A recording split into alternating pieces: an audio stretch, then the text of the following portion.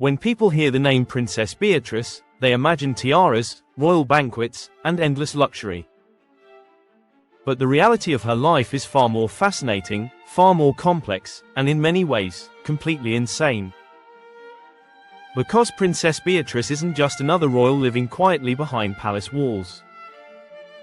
She's a working professional, a tech executive, a philanthropist, a mother, and a woman balancing royal tradition with modern ambition in a way few others ever have.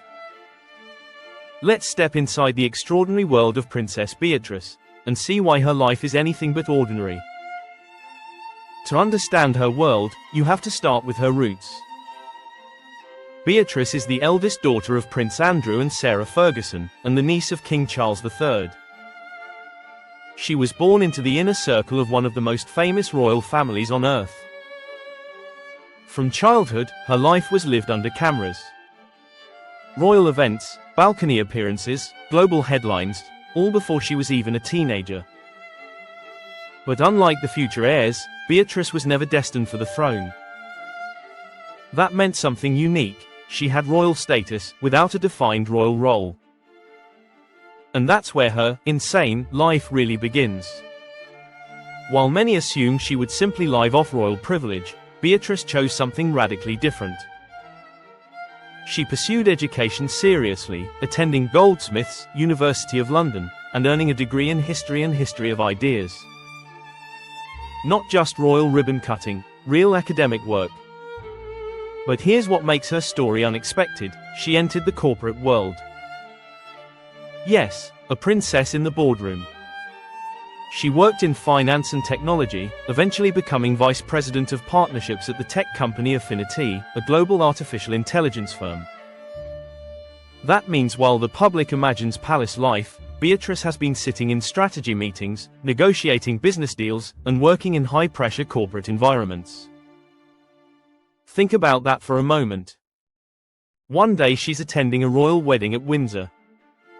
The next day she's discussing AI-driven customer optimization systems. That dual identity is rare in royal circles. But her life isn't just boardrooms and royal balconies.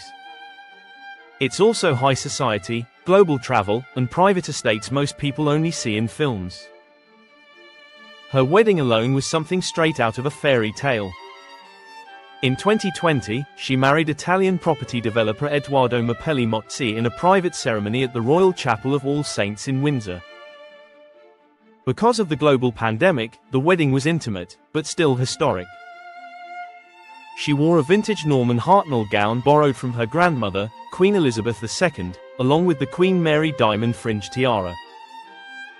The same tiara worn by the Queen herself on her wedding day. That single moment symbolized everything about Beatrice's life: modern woman meets royal history. After marriage, her world expanded even further. Through Edoardo, she became stepmother to his son, blending into a modern royal family dynamic.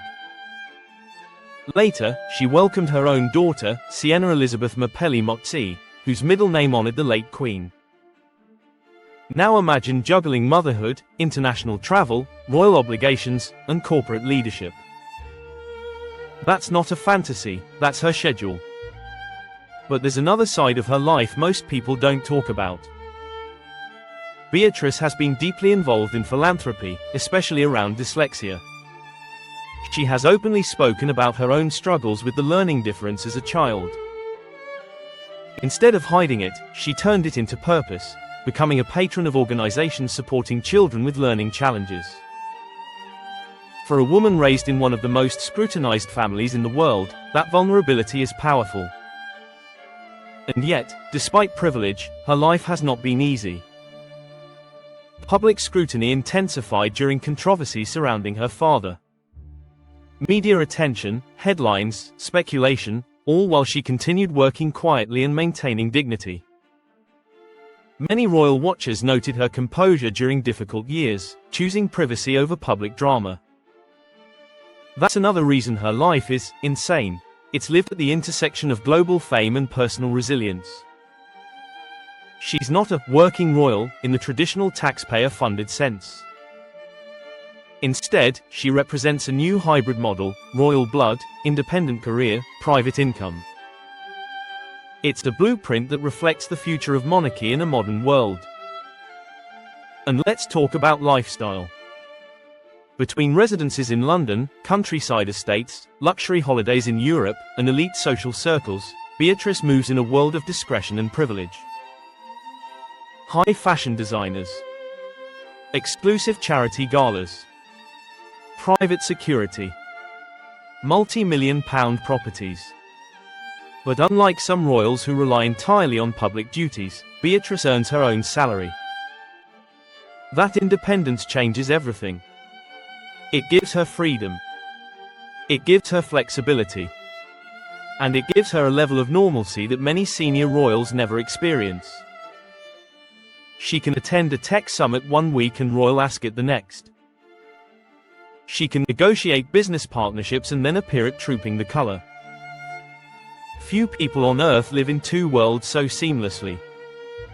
What makes her story even more compelling is timing. She grew up during the media explosion of the early 2000s, paparazzi culture, tabloid frenzy, social media evolution. She witnessed the transformation of the monarchy from traditional institution to globally scrutinized brand. And somehow, she adapted. Today, Princess Beatrice represents a quieter kind of royal influence. She doesn't dominate headlines daily. She doesn't seek controversy. Instead, she builds steadily: career, family, reputation. And that subtle power might be the most impressive part of all. If you enjoyed this deep dive into Princess Beatrice's incredible life, make sure you like this video, subscribe to the channel, and turn on notifications so you never miss our next inside look at the world's most powerful and fascinating figures. And trust me, this is only the beginning.